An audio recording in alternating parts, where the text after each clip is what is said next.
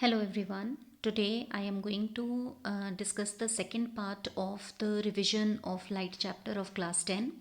So if you have seen the first part, in that first part I have discussed the first 15 questions. If you have not seen that, you may watch that video first and then you can come on to this video.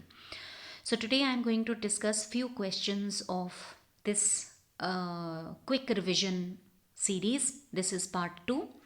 So without wasting time, let us all move to question number 16th. The image formed by a concave mirror is real, inverted and highly diminished. Highly diminished means it is much smaller than the object. Okay. The object must be. So we all know that in case of concave mirrors, we have done 6 ray diagrams, and out of those 6 ray diagrams, there is only one case when the image formed is highly diminished. Highly diminished is also called as point sized, right? And in that case, the object should be at infinity, right? So we all should be aware of such facts that when do we get highly diminished image? When the object will be at infinity, right? So it is a type of revision where I will be giving you the hints also, and I will explain you the topic also little bit, so that you may have a good idea that from where are we taking it. And it is the very first ray diagram of the concave mirror when the object is at infinity and the light rays, they come from the uh, source of the object. Okay, it comes from the object. Since it is a concave mirror, it's a converging mirror, the two reflected rays will actually pass through a point on the principal axis, and this point is called as the focus. So this is the point where the image will be formed at, and that image will be highly diminished. So the object is kept at infinity, right? Moving to the next one, 17th question.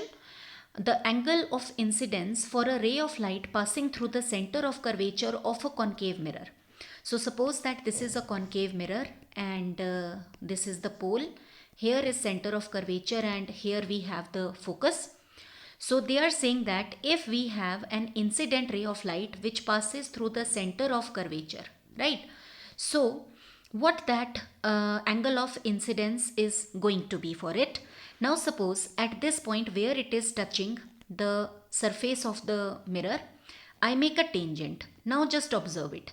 Is it perpendicular to the tangent? So our answer is yes. And if it is perpendicular, we all know that perpendicular is also the normal. So can I say that this incident ray of light is falling normally to the surface of the mirror? The answer to that is again yes. And if any ray of light falls normally, the angle of incidence becomes 0 degree. So this is our answer. And here in this case, it's just one incident ray. Suppose I take the other incident ray and it also passes through the center of curvature. Now here is the point on the mirror where it is touching. So if I make a tangent at this point, so do we see that this is also perpendicular to the tangent at this point? So this is also falling normally to the surface of the mirror, and here also the angle of incidence will be 0. So in this way, any number of rays which pass through the center of curvature, like this principal axis, suppose the incident ray passes through this. So the principal axis is also going through the center of curvature. So that will also pass through the center of curvature, and if I make a tangent over here, so that will again be perpendicular. It will also fall normally to the surface of the mirror. So this will also be 0 degree, right? So any incident ray of light which passes through the center of curvature of a concave mirror, the angle of incidence will be 0, and of course the angle of reflection will also be 0 degree. Moving to the 18th question. Now if you see the 18th one, in the concave reflector of a torch, right? So suppose this is our torch, and we all know that there is a reflector that is concave in shape, and then we have a small bulb over here, right? So the bulb is placed. Now you all should know, whenever we talk about a torch throws powerful parallel beam of light. Okay, from the torch comes out powerful parallel beam of light. And if you are clear with the ray diagrams of concave mirror, you all know that the rays of light, they become parallel if the object is kept at the focus. Then the reflected ray will become parallel. Okay, like when the object is kept at focus, after reflection from the mirror, they all become parallel, right? So again the same case we are applying over here. So object in this case is that torch bulb. So what is the position of the bulb in this case? It is at the focus of the reflector. Reflector, mirrors are also called as reflectors, right? Then question number 19.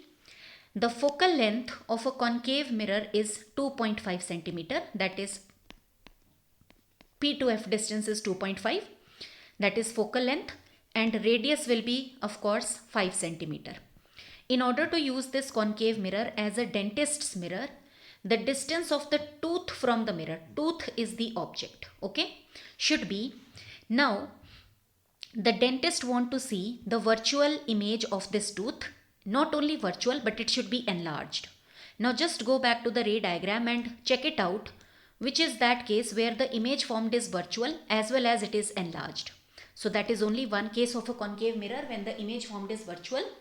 It is when the object is kept between P to F, right? Right, it is the focal length over here.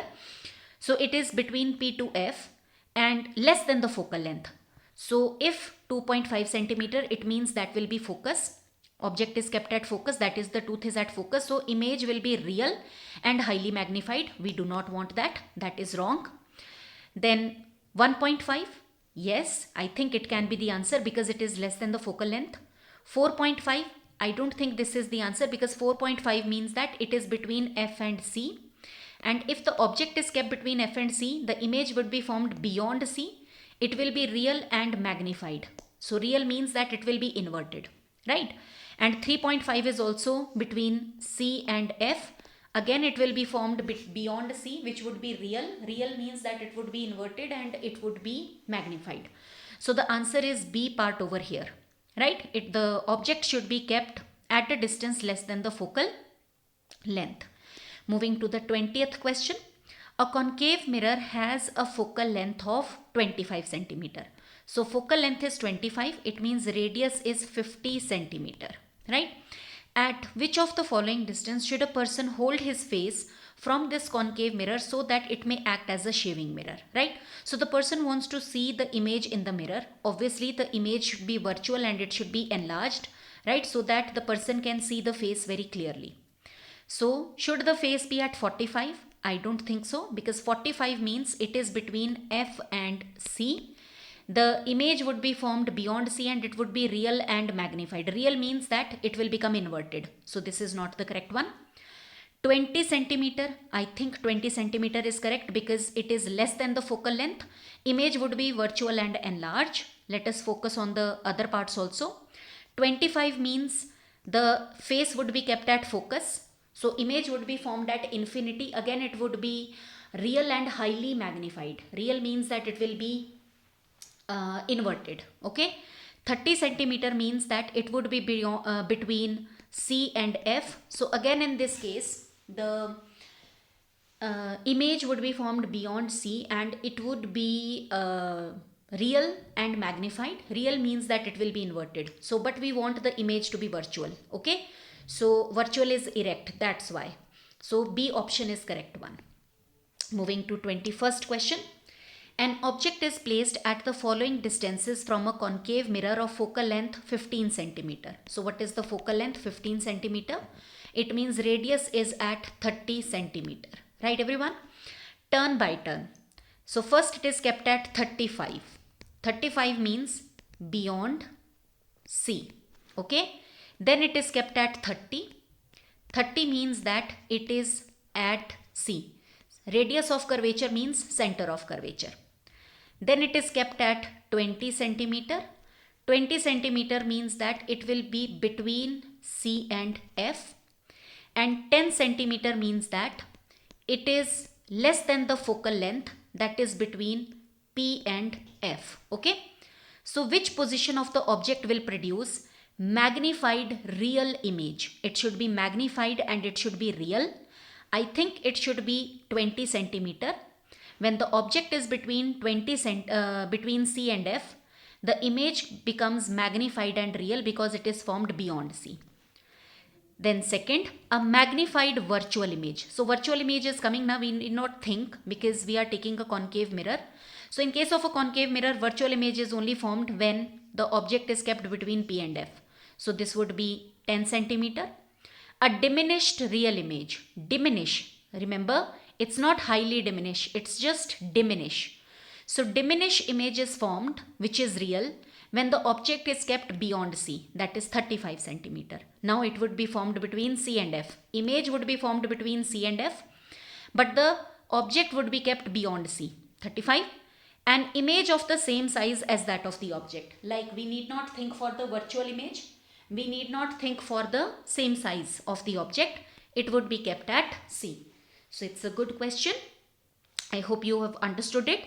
Everything we are here dealing with the ray diagrams. If you all have done the ray diagrams nicely and you know that when the object keeps on moving towards the mirror, how the image, position, size and nature changes. So everything would be clear to you. Moving on to the last question for the day, that is question number 22nd. A virtual erect and magnified image of an object is to be produced with the concave mirror. So we want virtual, erect and magnified image of the object with the help of a concave mirror. I think half of the question is clear here only. The focal length of it is given 12 centimeter, right? So focal length is equal to 12 centimeter and radius of curvature would be 24 centimeter. We want virtual and erect image. In case of a concave mirror, virtual and erect image is only possible when the object is kept between P and F. P and F means less than the focal length. Remember that? So, which of the following object distance should be chosen for this purpose? Will you take 10? Will you take 15 centimeter? 20 centimeter and give reason for your answer. See beta, I think 15 centimeter we will not take because then it would be between F and C. Image will be real in this case. Okay, not the correct one. 20 centimeter also, it will be between F and C. So the image would be real, not the correct answer. 10 centimeter, yes, it is less than the focal length. Focal length is 12 now. So it is less than the focal length. It will give us the virtual image. So in this case, it is 10 centimeter. And what is the reason for the answer? Concave mirror produces a virtual erect and magnified image of the object if the object is kept at any distance which is less than the focal length. Okay. So this is our correct answer. I hope you have understood all these questions. So study very nicely for your exams and do well. Thank you.